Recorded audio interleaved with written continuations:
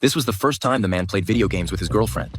He was very pleased with his performance, but just as he was about to increase the difficulty, a group of federal agents suddenly burst into his home. The man looked confused. He tried to ask what was happening, but the police gave him no chance to explain. They pinned him to the ground and quickly handcuffed him. The police soon found 120 kilograms of flour in the man's house, along with over $3 million in cash and even 2 illegal heavy weapons. Facing the charges, Jimmy wasn't worried at all. Every time he went to prison, his father, the head of New York's biggest gang, would bail him out. But what he didn't know was that this time he wouldn't be so lucky. The evidence chain was complete and he was caught red-handed. His father advised him to plead guilty for the sake of the family. He had already consulted with the prosecutor. According to criminal law, Jimmy's crimes would carry a maximum sentence of only 4 years. Although Jimmy was unhappy, he had no other choice. He reluctantly agreed. Little did he know this would be the decision he would regret most. In court, Jimmy offered no defense to the judge's questions. He openly admitted to his crimes. But to his shock, the judge sentenced him to 10 years in prison. Only then did Jimmy realize that both he and his father had been betrayed by the prosecutor. Kidding me?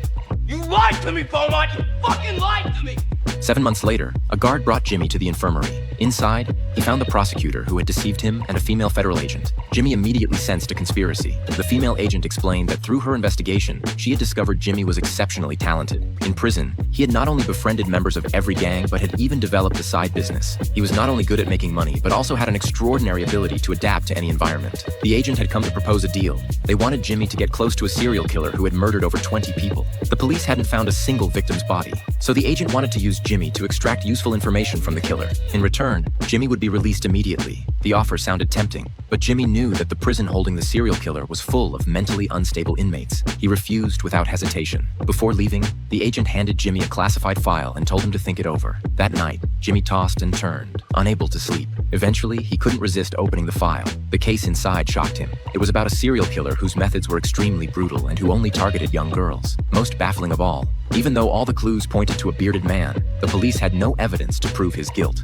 After reading the file, Jimmy didn't know what to do, so he decided to ask his father for advice. But to his surprise, it was his stepmother who came to visit. She brought devastating news. His father had suffered a stroke from the stress over Jimmy's situation. Now his father was critically ill. Hearing this, Jimmy knew that if he wanted to get out of prison quickly, he could only rely on himself.